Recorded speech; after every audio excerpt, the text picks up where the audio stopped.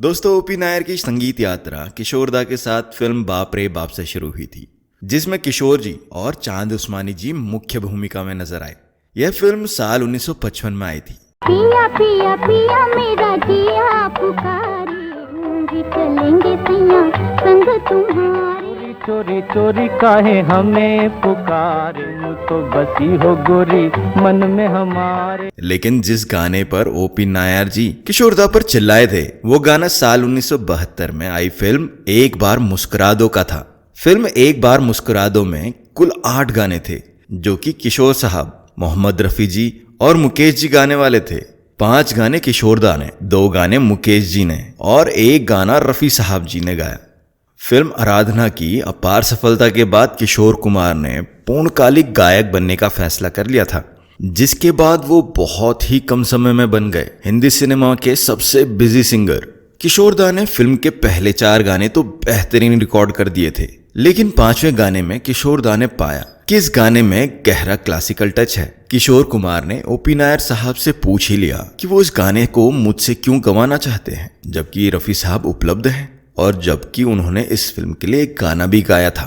OP Nair साहब ने क्या योजना बनाई थी, यह कोई नहीं जानता था। उन्होंने कहा था कि नहीं किशोर, ये गाना तुम्हारे लिए है, तुम्हें ही इस गाने को गाना होगा।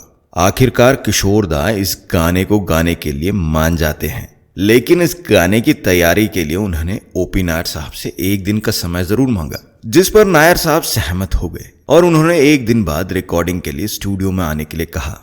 उसके अगले दिन किशोर दा पहुंचे और रिकॉर्डिंग शुरू कर दी गई।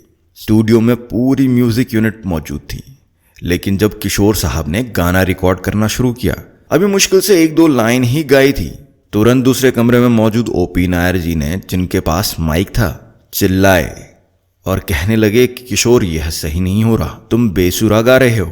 और ऐसा 2 बार हुआ। तीसरी बार जब ओपी नायर ने फिर वही शब्द दोहराए तो किशोर दा अपना आपा खो बैठे और किशोर कुमार रिकॉर्डिंग रूम से बाहर आ गए और सीधा ओपी नायर साहब से कहा कि अगर आपको लगता है कि मैं ये गाना नहीं गा पाऊंगा तो किसी और गायक को दे दीजिए, आप मुझे इस गाने में क्यों चाहते हैं। उस वक्त ओपी नायर ने एक ऐसा बयान दिया जिसकी किशोर कुमार को बिल्कुल उम्मीद नहीं थी। ओपी नायर जी ने चतुराई से मुस्कुराते हुए कहा, मैं आपको इस गाने में नहीं लेना चाहता था, राम मुखर्जी और जॉय मुखर्जी चाहते थे कि आप ये गाना गाएं। किशोर दा को बहुत बुरा लगा और उन्होंने कुछ समय के लिए एक ब्रेक ले लिया।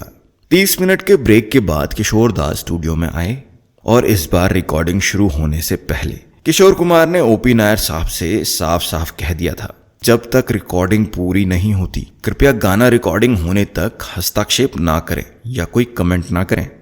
किशोर दा ने आगे कहा, रिकॉर्डिंग पूरी होने के बाद आप तय कर सकते हो कि इस गाने को फिल्म में रखा जाए या नहीं।